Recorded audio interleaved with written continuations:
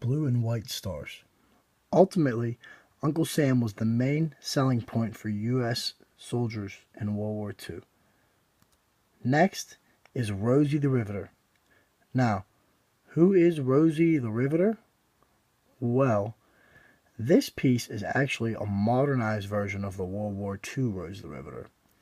There is a modernized version of a tattoo on her arm that says, "I can do it."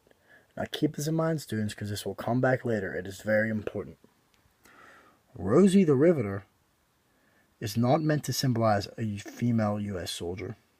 Rosie the Riveter was constructed in 1942 by a Pittsburgh artist, J. Howard Miller.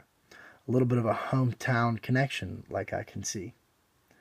It was only shown to Westinghouse employees during a 2-week period in February of 1943, and it disappeared for 40 years.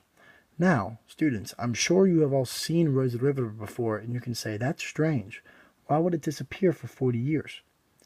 Well, Rosie the Riveter was small and unsuccessful during her time in World War II. However, her significance, albeit, plays much larger than her World War II campaign. Rosie the Riveter was revitalized and revived 40 years later for feminists and the feminism movement.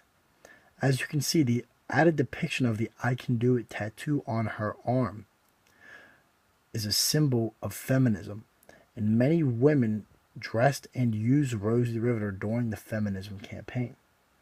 Now let's get back to the physical ad itself. A few things about the ad symbolize what Rosie truly means. For instance, her red bandana, red is a power color and symbolizes empowerment. She has many masculinity features, which is ironic and albeit in comparison to her feminism youth 40 years later. Her hair is short and tied up like that of a man's. She has a very serious but attractive looking face. So that can bring some speculation.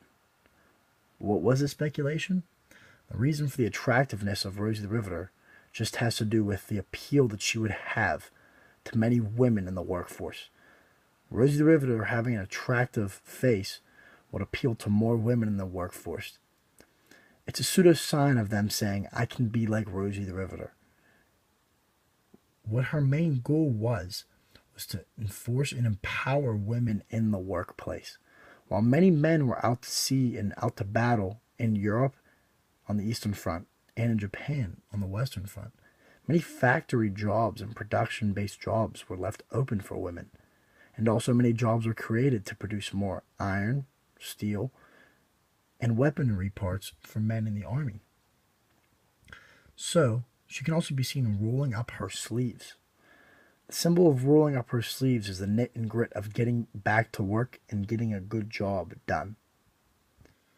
So, students, that is the end of our propaganda ad today. I hope you all enjoyed this lesson, and we will continue forth tomorrow with an expansive look at the end of World War II and Hitler's Führer bunker. Until then, students, have a good afternoon and take care. Signing off is Mr. Barbana.